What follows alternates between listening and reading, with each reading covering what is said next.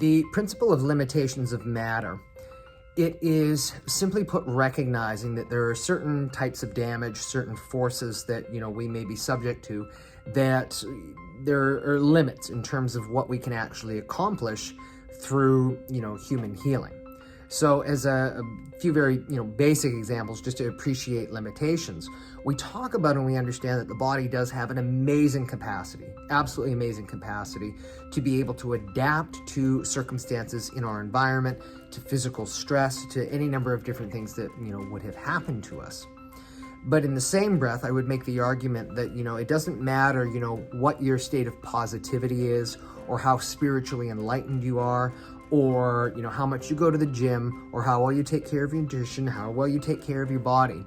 If you were to have to jump from a 5-story window and you're going to land on your legs, guess what? There's a certain amount of force, the force of gravity, that your physical body will not be able to adapt for. Something is going to break, something is going to give, is the short of it.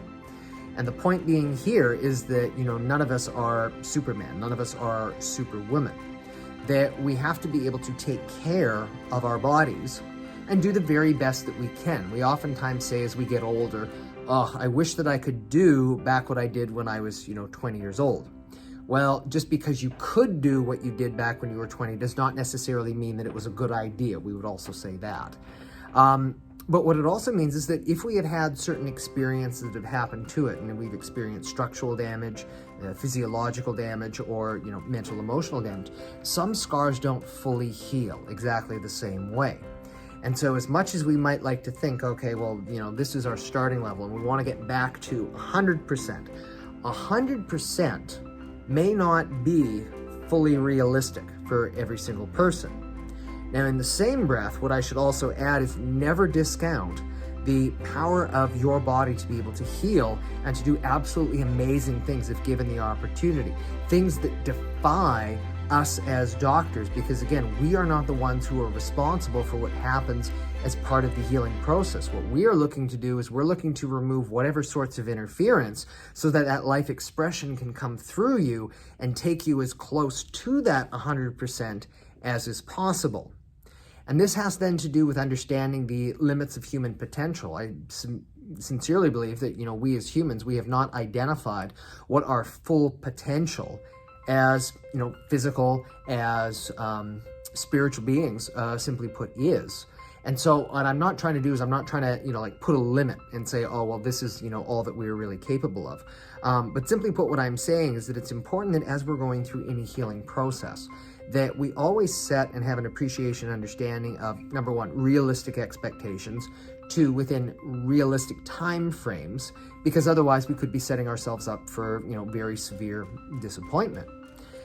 But nevertheless, understand that, okay, what we should be looking to see and to accomplish is we're looking for progressive bits of improvement, progressive bits to where we can get as close to that 100% as possible. And even if we may never fully get there, that is also okay. But it's also because that's how the body allows us to work. So as another example, very common where people as they get older, they have degenerative arthritis. So osteoarthritis, spondylosis in their spine.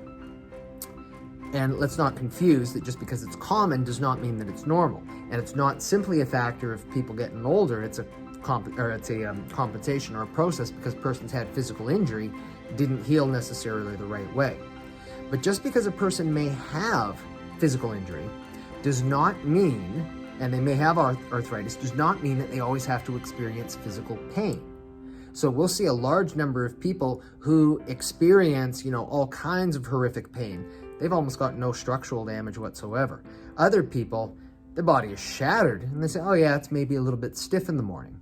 So point being that when it comes to limitations of matter, there's still ultimately, yes, we have the matter, but we also have the energy life flow that's going through us that's actually going to be more responsible in terms of what we feel and what we experience.